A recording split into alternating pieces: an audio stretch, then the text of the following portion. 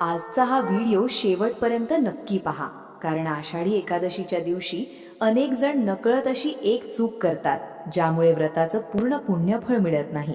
आज मी तुम्हाला त्या महत्त्वाच्या चुकीबद्दल सांगणार आहे. त्यासोबतच या दिवशी कोणते नियम पाळायचे, कोणत्या गोष्टी टाळायच्या आणि शेवटी इच्छापूर्तीसाठी एक अत्यंत प्रभावी उपायही सांगणार आहे. त्यामुळे हा व्हिडिओ मध्येच सोडू नका. नमस्कार प्रिय बंधू भगिनींनो, तुमचा येणारा प्रत्येक दिवस सुखात, ऐश्वर्यात आणि निरोगी जाव अशी मी मनापासून प्रार्थना करते. यंदा 25 जुलै शनिवार या दिवशी आषाढी एकादशी आली आहे. आषाढ महिन्याच्या शुक्ल पक्षातील या एकादशीला देवशयनी एकादशी किंवा आषाढी एकादशी असंही म्हटलं जातं. हिंदू धर्मात या दिवसाला अत्यंत पवित्र आणि विशेष स्थान आहे. या दिवशी भगवान श्री विष्णू 4 महिन्यांसाठी शेष नागावर योग निद्रेत जातात अशी धार्मिक मान्यता आहे. त्यानंतर कार्तिकी एकादशी पर्यंतचा काळ हा चातुर्मास म्हणून ओळखला जातो. हा संपूर्ण काळ भक्ती, उपासना, नामस्मरण आणि साधनेसाठी अत्यंत शुभ मानला जातो. विशेषतः वारकरी संप्रदायासाठी हा दिवस खूप मोठा असतो. आषाढी एकादशीला लाखो वारकरी पंढरपूरमध्ये चंद्रभागेच्या तीरावर एकत्र येतात. विठुरायाच्या दर्शनासाठी केलेली ही पायी वारी केवळ प्रवास नसून शरीर आणि मनाचं तप मानलं जातं. म्हणूनच या दिवसाचं महत्त्व प्रत्येक विठ्ठल भक्तासाठी खूप मोठं आहे. या दिवशी अनेक जण श्रद्धेने उपवास करतात, विठ्ठलाची किंवा भगवान श्री विष्णूंची पूजा करतात आणि दिवसभर नामस्मरणात स्वतःला रंबावतात. असं केल्याने मनाला शांतता मिळते, पापांचा क्षय होतो आणि मनातील अनेक इच्छा पूर्ण होण्याचा आशीर्वाद लाभतो. एवढंच नाही तर आषाढी एकादशीचं व्रत श्रद्धेने केल्यास वर्षभरातील सर्व एकादशींचं पुण्यफळ मिळतं असं सांगितलं जातं. म्हणूनच हा दिवस प्रत्येक भक्तासाठी अतिशय महत्त्वाचा मानला जातो. पण बघा, इतका पवित्र दिवस असूनही अनेकांच्या हातून नकळत काही चुका घडतात. त्यावेळी आपल्याला त्या चूक आहेत हेही लक्षात येत नाही. आणि म्हणूनच आजचा हा व्हिडिओ प्रत्येकाने शेवटपर्यंत पाहणं गरजेचं आहे. कारण या आषाढी एकादशीला तुम्ही उपवास केला नाही तरी हरकत नाही, पण आज मी सांगणार असलेली एक चूक मात्र अजिबात करू नका, नाहीतर तिचे परिणाम तुम्हालाच भोगावे लागू शकतात. विशेष म्हणजे आजही बहुतेक लोकांना या चुकीची माहितीच नाही. आज आपण जाणून घेणार आहोत की या पवित्र दिवशी कोणत्या चुका टाळायच्या, कोणते नियम पाळायचे आणि व्रताचं संपूर्ण शुभफळ मिळवण्यासाठी नेमकं काय करायचं. म्हणून हा व्हिडिओ शेवटपर्यंत नक्की पहा. आणि जर तुम्ही आपल्या चॅनलवर पहिल्यांदाच आला असाल तर चॅनल सबस्क्राईब करा, बेल आयकॉनही दाबा, म्हणजे पुढे असेच धार्मिक आणि उपयुक्त व्हिडिओ अपलोड होताच त्याची माहिती तुम्हाला सर्वात आधी मिळेल. तसेच कमेंटमध्ये ओम नमो भगवते वासुदेवाय नमः हा मंत्र नक्की लिहा. भगवान श्री विष्णूंची कृपा तुमच्यावर आणि तुमच्या संपूर्ण कुटुंबावर सदैव राहो हीच प्रार्थना. आणि व्हिडिओ आवडला तर एक लाईक करून तुमचा आशीर्वादही नक्की द्या. तर आता आषाढी एकादशीच्या महत्त्वापासून सुरुवात करूया. आणि पुढे मी सांगणार असलेली पहिली मोठी चूक अनेक घरांमध्ये नकळत केली जाते. ती चूक कोणती आहे हे देखील पाहूया. तर बघा, आपल्या हिंदू धर्मात एकादशी तिथीला अत्यंत पवित्र मानलं जातं. वर्षभरात अनेक एकादशी येतात, पण आषाढी एकादशीचं स्थान त्यामध्ये खूप विशेष आहे. कारण याच दिवसापासून भगवान श्री विष्णू योग निद्रेत जातात आणि सृष्टीचा कारभार भगवान शिवशंकरांकडे सोपवतात. याच दिवसापासून चातुर्मासालाही सुरुवात होते आणि तो कार्तिकी एकादशीपर्यंत चालतो. आता यंदाच्या आषाढी एकादशीच्या तिथीबद्दलही माहिती जाणून घेऊया. एकादशी तिथीची सुरुवात 24 जुलै रोजी सकाळी 9:13 होणार आहे आणि तिची समाप्ती 25 जुलै रोजी सकाळी 11:34 होईल. उदय तिथीनुसार 25 जुलै शनिवार या दिवशी आषाढी एकादशीचं व्रत केलं जाणार आहे. त्यामुळे याच दिवशी उपवास, पूजा, नामस्मरण, सेवा आणि जे काही धार्मिक नियम आहेत त्यांचं पालन करायचं आहे. आणखी एक महत्त्वाची गोष्ट लक्षात ठेवा. व्रताचं पारण म्हणजे उपवास सोडण्याची योग्य वेळ 26 जुलै रोजी पहाटे 5:46 पासून सकाळी 8:31 पर्यंत आहे. या वेळेतच उपवास सोडला तर व्रताचं पूर्ण शुभफळ मिळतं. बऱ्याच जणांकडून इथेच एक चूक होते. दिवसभर उपवास करून संध्याकाळीच काहीतरी खाऊन उपवास सोडला जातो. पण आषाढी एकादशीचं व्रत असं करत नाहीत. हे व्रत पूर्ण दिवस आणि संपूर्ण रात्र पाळायचं असतं. त्यानंतर दुसऱ्या दिवशी योग्य वेळी पारण करायचं असतं. तेव्हाच या व्रताचं पुण्यफळ पूर्णपणे प्राप्त होतं. म्हणून शक्य असेल तर हा नियम नक्की पाळा आणि घरात मोठी मुलं असतील त्यांनाही त्यांच्या क्षमतेनुसार हे व्रत करण्याची सवय लावा. लहानपणापासूनच अशी धार्मिक संस्कारांची बीज रुजली तर त्याचा खूप चांगला परिणाम आयुष्यभर दिसून येतो. आता आपण अशा चुका पाहणार आहोत ज्या आषाढी एकादशीच्या दिवशी अजिबात करू नयेत. सर्वात पहिली चूक म्हणजे या दिवशी भात किंवा तांदळापासून बनवलेले पदार्थ खाणे. एकादशीच्या दिवशी तांदूळ पूर्णपणे वर्ज्य मानला जातो. त्यामुळे तुम्ही उपवास करत असाल किंवा नसलात तरी या दिवशी भात खाणं टाळावंच. अनेक घरांमध्ये लहान मुलं आहेत, वयोवृद्ध व्यक्ती आहेत किंवा एखादी व्यक्ती आजारी असते. अशा वेळी त्यांच्या जेवणासाठी भात बनवला जातो.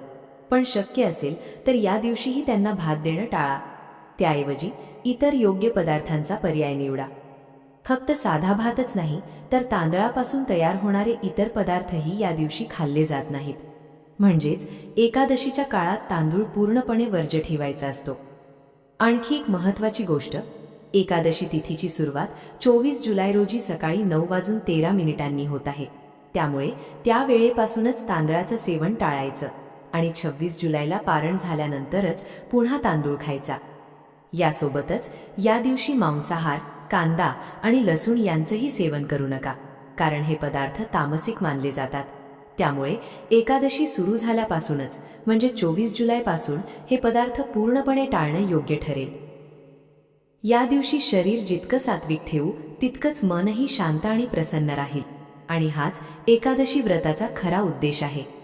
आता पुढे आपण तुळशीशी संबंधित एक महत्त्वाचा नियम पाहणार आहोत, जो प्रत्येक भक्ताने नक्की लक्षात ठेवायला हवा. यासोबतच आषाढी एकादशीच्या दिवशी आणखी काही गोष्टींची विशेष काळजी घ्यायची असते. या दिवशी कोणालाही अपशब्द बोलू नका. कोणाचं मन दुखावेल असं बोलणं किंवा वागणं शक्यतो टाळा. तसंच कोणत्याही सजीवाची हिंसा करू नका. अगदी एखादी छोटी मुंगी, एखादा कीटक असला तरी त्यालाही विनाकारण इजा होणार नाही याची काळजी घ्या, कारण हा दिवस दया, संयम आणि सात्विकतेचा आहे. याचबरोबर घरात किंवा बाहेर कुठेही भांडण, वादविवाद किंवा कटू बोलणं टाळा. अनेकदा छोट्या छोट्या कारणावरून घरात वातावरण बिघडतं, पण या दिवशी शक्य तितकं शांत रहा. घरात लहान मुलं असतील तर त्यांनाही प्रेमाने समजावून सांगा की आजचा दिवस पवित्र आहे, त्यामुळे भांडण किंवा आरडाओरड करायचा नाही. बघा, आपल्या घरातील वातावरणाचा आपल्या जीवनावर खूप परिणाम होत असतो. आपण जे बोलतो, जे विचार करतो त्याचाच प्रभाव आपल्या घरावर आणि आपल्या मनावर पडत असतो. म्हणून या दिवशी शक्य तितके चांगले विचार करा, शुभ बोलत राहा आणि भगवान विठ्ठलाचं नाम सतत घेत राहा. जर आपण या पवित्र दिवशी नकारात्मक बोललो, रागावलो किंवा भांडण केलं तर त्या नकारात्मकतेचा परिणाम आपल्या मनावरही होतो. पण दिवसभर चांगले विचार, चांगली वाणी आणि नामस्मरण असेल तर घरातही सकारात्मक वातावरण निर्माण होतं. आता पुढे सांगणारी चूक खूप महत्त्वाची आहे. अनेक जण ही चूक अगदी नकळत करतात, पण आषाढी एकादशीच्या दिवशी ती अजिबात करू नका. ती चूक म्हणजे तुळशीची पानं तोडणं. जर पूजेसाठी तुळशीपत्र लागणार असतील तर ती 24 जुलै रोजी एकादशी तिथी सुरू होण्यापूर्वीच तोडून ठेवायची आहेत. दुसऱ्या दिवशी तीच तुळशीपत्र तुम्ही पूजेसाठी वापरू शकता. तुळशीपत्र शिळं होत नाही, त्यामुळे आदल्या दिवशी काढून ठेवलेली पानं पूजेसाठी वापरण्यात काहीच अडचणी येत नाही. आणि समजा हे लक्षात राहिला नाही तर त्याचाही उपाय आहे. बाजारातून पूजेसाठी मिळणारी तुळशीपत्र आणू शकता किंवा तुळशीच्या कुंड्याजवळ खाली स्वच्छ पडलेली पानं असतील तर ती उचलून स्वच्छ धुवून पूजेत वापरू शकता. पण या दिवशी तुळशीची पानं तोडू नका, तुळशीला हात लावू नका आणि तिला पाणीही अर्पण करू नका.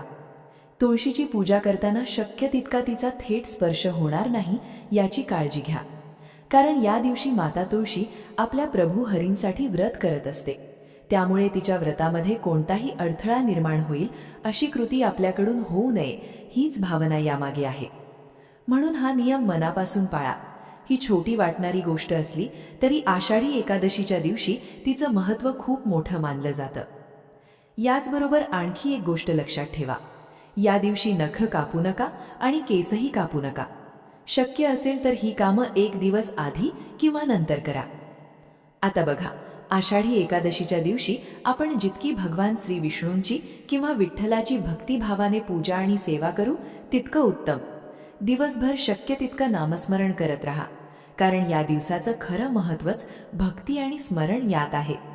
जर तुम्हाला मोठी पूजा करणं शक्य नसेल तर त्याची अजिबात चिंता करू नका. दिवसभर फक्त विठ्ठल विठ्ठल विठ्ठल असं प्रेमाने म्हणत राहिलात तरी तेही तितकंच पुण्यदायी आहे.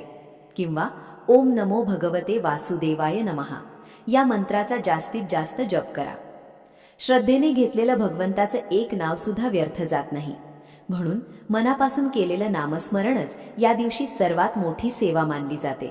बघा, आपण जी पूजा करतो, नामजप करतो किंवा सेवा करतो त्यातून आपल्या आयुष्यातील पुण्यसंचय वाढत जातो.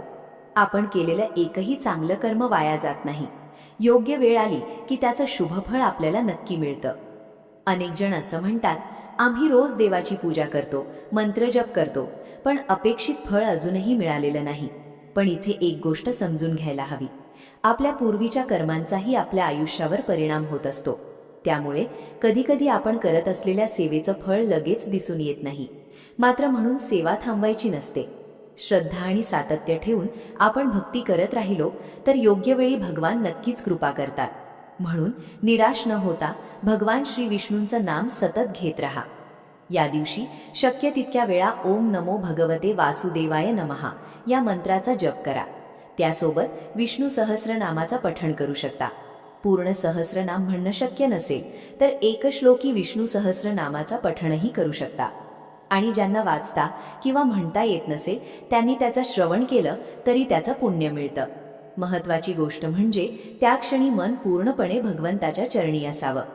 आता पुढे आणखी एक अशी चूक सांगणार आहे जी विशेषतः महिला नकळत करतात. ही गोष्ट लहान वाटली तरी अनेक जणांकडून वारंवार घडते. त्यामुळे हा नियमही आषाढी एकादशीच्या दिवशी नक्की लक्षात ठेवा.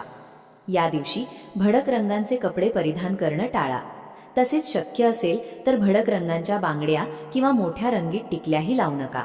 अनेकदा आपण मॅचिंगचा विचार करत कपडे किंवा दागिने निवडतो आणि नकळत हे घडून जातं. पण या दिवशी साधेपणा आणि सात्विकता जपणं अधिक महत्त्वाचं आहे. त्याऐवजी पिवळ्या रंगाची वस्त्र परिधान केली तर ते अधिक शुभ मानलं जातं, कारण पिवळा रंग भगवान श्री विष्णूंना अत्यंत प्रिय आहे. तुम्ही इच्छित असाल तर लाल रंगाची वस्त्र देखील परिधान करू शकता. हे दोन्ही रंग या दिवशी शुभ मानले जातात. तसेच भगवान श्री विष्णूंना शक्य असेल तर पिवळ्या रंगाची फुलं अर्पण करा आणि पूजेमध्ये तुळशीपत्र नक्की अर्पण करा, कारण तुळशीपत्राशिवाय भगवान श्री विष्णूंची किंवा विठ्ठलाची पूजा पूर्ण मानली जात नाही. बघा, भगवान श्री विष्णूंची पूजा मंदिरात केली, घरातील देवघरात केली किंवा बाळकृष्णाच्या मूर्तीसमोर केली तरी भाव महत्त्वाचा असतो. प्रत्येकाच्या घरात श्री विष्णूंची किंवा विठ्ठलाची मूर्ती असेलच असं नाही, पण बाळकृष्णाची मूर्ती असेल तरी तिची भक्तिभावानं पूजा केली तरी चालते, कारण देव एकच आहेत, फक्त त्यांची रूपं वेगवेगळी आहेत. आता मी तुम्हाला आषाढी एकादशीच्या दिवशी करायचा अत्यंत प्रभावी इच्छापूर्तीचा उपाय सांगणार आहे. हा उपाय पूर्ण श्रद्धेनं केला तर मनातील इच्छा भगवान श्री विष्णूंच्या चरणी व्यक्त करण्याची एक सुंदर संधी मिळते. या उपायासाठी तुम्हाला तुळशीपत्र लागेल. 1 तुळशीपत्र असलं तरी चालेल, 11 असतील तरी चालतील आणि 108 तुळशीपत्र असतील तरीही हरकत नाही. पण ही तुळशीपत्र तुम्ही आधी सांगितल्याप्रमाणे आदल्या दिवशी तोडून ठेवायची, बाजारातून आणायची किंवा खाली स्वच्छ पडलेली पानं वापरायची. सर्वप्रथम देवघरातील दिवा लावा. त्यानंतर शांत मनानं आसनावर बसा. भगवान श्री विष्णू आणि माता लक्ष्मीची श्रद्धेनं पूजा करा. आता तुळशीपत्र स्वच्छ करून ते आपल्या उजव्या हातात घ्या. त्यानंतर शक्य असेल तर विष्णू सहस्रनामाचं पठण करा. पूर्ण सहस्रनाम म्हणणं शक्य नसेल तर तुम्हाला जितकं शक्य आहे तितकं भक्तिभावानं करा. यानंतर मन शांत करून तुमची जी इच्छा असेल ती भगवान श्री विष्णूंना मनोमन सांगा आणि ते तुळशीपत्र त्यांच्या चरणी अर्पण करा. त्यानंतर त्यांच्या समोर बसून ओम विष्णवे नमः या मंत्राचा 108 वेळा जप करा. जप पूर्ण झाल्यावर पुन्हा एकदा मनातील इच्छा भगवानाला प्रार्थनेच्या स्वरूपात सांगा आणि त्यांची कृपा मागा. अशा प्रकारे हा उपाय पूर्ण करायचा आहे. दुसऱ्या दिवशी तुम्ही भगवानाला अर्पण केलेलं ते तुळशीपत्र आदराने उचलून तुमच्या पर्समध्ये, पाकिटात किंवा जिथे तुम्ही महत्त्वाच्या वस्तू ठेवता तिथे ठेवू शकता. हा उपाय अतिशय सात्विक आणि श्रद्धेने करण्याचा आहे, त्यामुळे तो करताना घाई करू नका. पूर्ण विश्वास आणि भक्तिभावाने केलात तर मनाला एक वेगळंच समाधान मिळेल. तर मंडळी, आषाढी एकादशीच्या निमित्ताने सांगायची ही काही अत्यंत महत्त्वाची माहिती होती. मला खात्री आहे की या व्हिडिओमधून तुम्हाला नक्कीच काहीतरी नवीन आणि उपयुक्त माहिती मिळाली असेल. व्हिडिओ आवडला असेल तर लाईक करून तुमचा आशीर्वाद नक्की द्या.